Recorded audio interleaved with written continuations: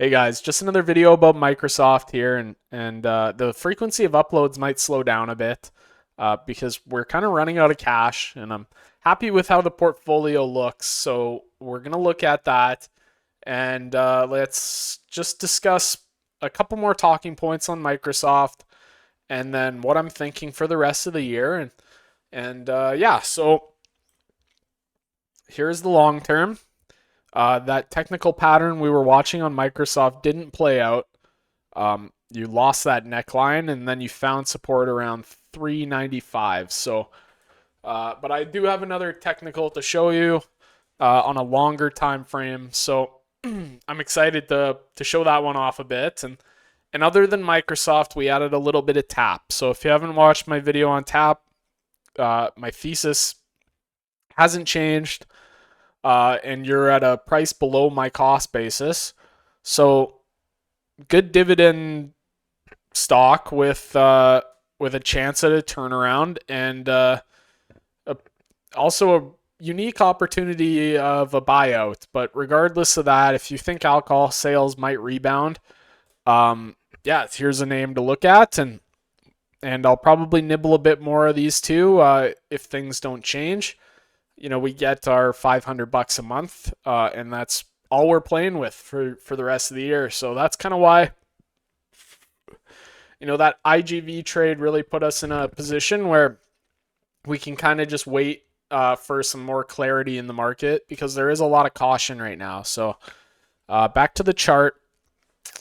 I was talking about that head and shoulders on the 2 hour, I believe, and so you lost that neckline, and now you're kind of coming back to retest it.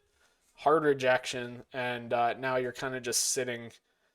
Maybe you're sitting on a neckline of some sort here, but not really how I wanted that one to work out. But if we zoom out a bit to the weekly chart, there is another technical that's kind of caught my eye here, and that's the 200-week moving average. So you are approaching this moving average, which is something this has only done a handful of times in its existence. 2022, and then before that, you have to go all the way back to 2010. So it's not something you see very often, and it could present a really good opportunity for long-term investors. And you're not that far off, right? We're talking 6% or so. So yeah, that's pretty much all I wanted to say on the chart.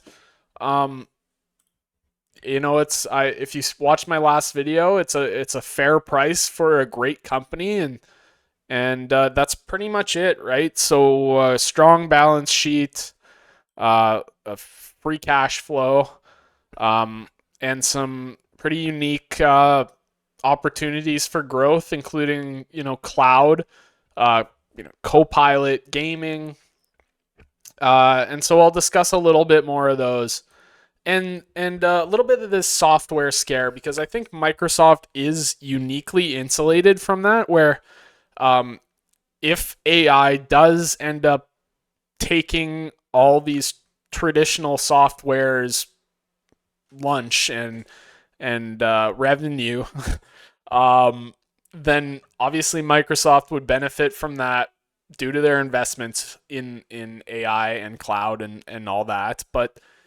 if that ends up being a bubble, which it almost feels like it's a contrarian thing to say, that AI isn't in a bubble, because it feels like everybody thinks AI is in a bubble, except for these companies who are just continue to throw money at this thing. So it's you kind of have to ask yourself why they're doing that, right? Is it a house of cards they're trying to keep up, or or do they really see the return on investment there, right? So this just came out today. This is from Amazon CEO, and they say that they can see AWS sales doubling to 600 billion in 10 years. So obviously this is just a guy saying something, but it does make you wonder. It just makes you go, huh, right? So maybe these companies aren't just throwing money into the fire for the sake of it. Um, and like I said, is that the contrarian take? It's kind of weird that anyways, I'll just leave that one there. There's a really good chance I think that cloud sales increase for all these companies, and yeah, uh, that aside, Microsoft's got a lot of uh, other coals in the fire or whatever. They've got Office. If there is a return to traditional software, everybody's going to go back to Office, and if not, they have Copilot. So, like I said, it seems like they're pretty well insulated from an AI bubble. And yeah, so let's just go into gaming. Um, and I believe Big A has a great video on this. So if you haven't seen this, I would give it a watch. I found it really entertaining. So, but you can see I paused on this frame that said Microsoft was the number one game publisher, and that was just last year. So, and that's kind of weird when you think about how poorly managed the Xbox division has been, with these acquisitions basically being a flop, right? They tried to bring everything exclusive to Xbox, and nobody wanted it. Those games weren't really the hits that they thought they were going to be, and so now I believe the CEO of Xbox has resigned, um, and has been replaced, and we'll just have to see how that goes. But it seems like they're going to have a bigger focus on cross platform and that kind of stuff. So there you go. You can see well, nearly $500 million was spent on Xbox games across Steam, PlayStation, and Xbox. So that probably increases if I had to guess this year, and you've got fewer and fewer major publishers out of North America. Microsoft is, one of the few left. You've got Take Two, and you've got Take Two. I don't know.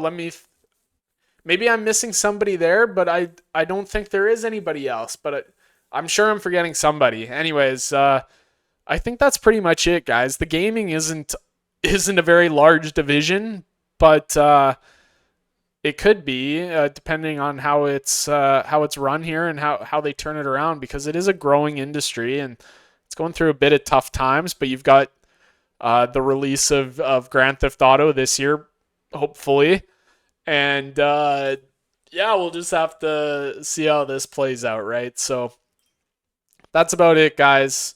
I hope you're having a wonderful year, and I don't know when I'll see you next, but I'll see you around. All right, bye.